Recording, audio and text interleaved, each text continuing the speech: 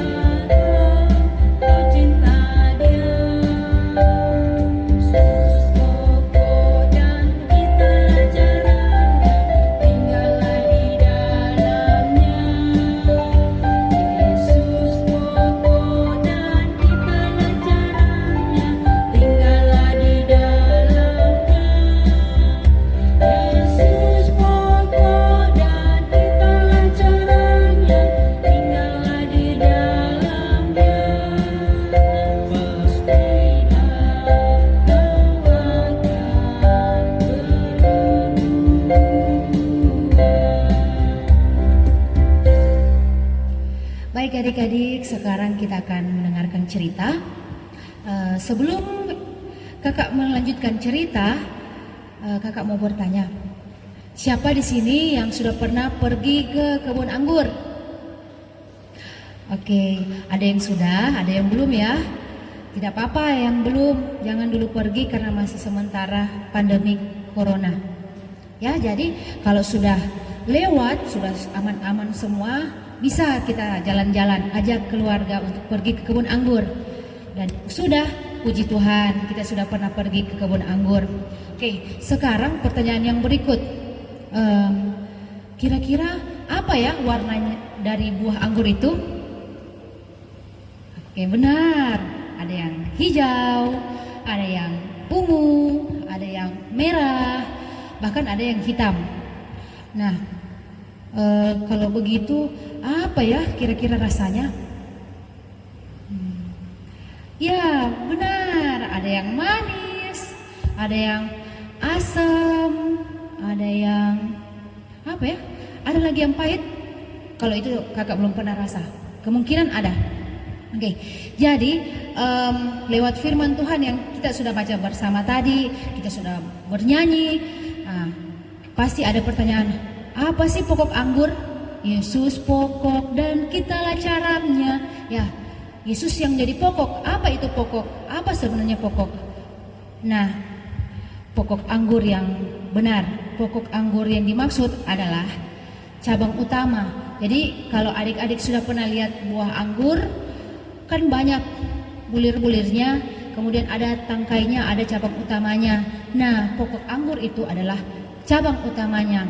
Dimana kalau seperti Tuhan bilang lewat firman Tuhan tadi, tinggallah di dalam aku, kemudian kita bisa berbuah. Seperti pohon anggur tadi, kalau dia ada cabangnya, cabang utamanya, kalau kita tinggal di dalam cabang itu, pasti berbuah. Kalau di luar dari cabang itu, tentu tidak akan berbuah. Nah, apa yang terjadi ketika kita tidak tinggal bersama Tuhan Yesus, atau seperti tadi Tuhan Yesus bilang, tinggallah di dalam aku. Ya, jadi adik-adik, Tuhan Yesus sendiri mengajak kita untuk tinggal di dalam diri kita. Ya, apa yang akan terjadi ketika Tuhan Yesus tinggal di dalam diri kita? Ya, kita akan merasa sukacita, damai sejahtera, tidak marah-marah, suka senyum, bahagia. Kemudian kita juga akan bisa saling mengasihi. Ya, tapi kalau tidak ada Tuhan Yesus di dalam diri kita, apa yang terjadi? Pasti kita akan merasa marah-marah, baku bombe-bombe ki, apalagi ya, suka berkelahi, ya, dimana nanti ada teman-teman berteman di luar rumah atau di rumah suka mengejek-mengejek. Itu karena apa? Karena tidak ada Tuhan Yesus di dalamnya. Untuk itu adik-adik, pada kesempatan hari ini kakak mau mengingatkan kita untuk kita kembali lagi mendengarkan firman Tuhan.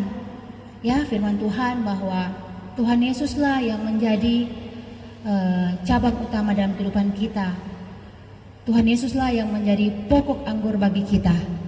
Jadi kita akan tinggal, kita mau hidup bersama-sama dengan Tuhan Yesus. Nah, sekarang siapa yang mau Tuhan Yesus tinggal di dalam diri kita?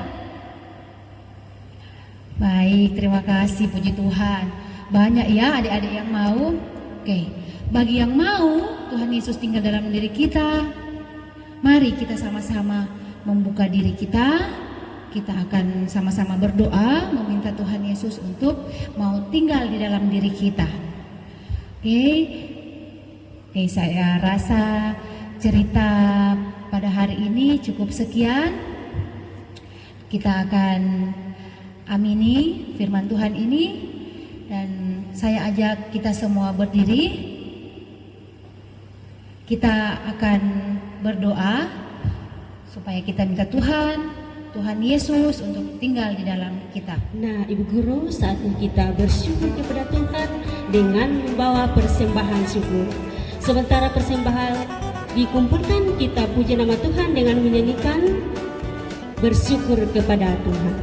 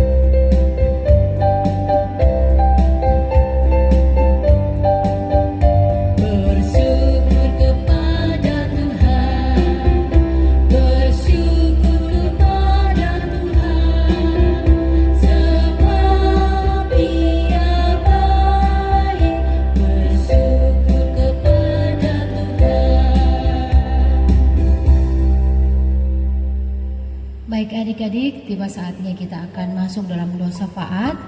Di dalam doa syafaat ini kita akan mendoakan teman-teman, mendoakan pelayan-pelayan Tuhan, mendoakan saudara-saudara kita yang mungkin dalam keadaan sakit, yang butuh pertolongan Tuhan. Kemudian kita akan mendoakan persembahan yang sudah kita berikan bersama tadi. Kemudian kita juga akan mendoakan bangsa dan negara kita.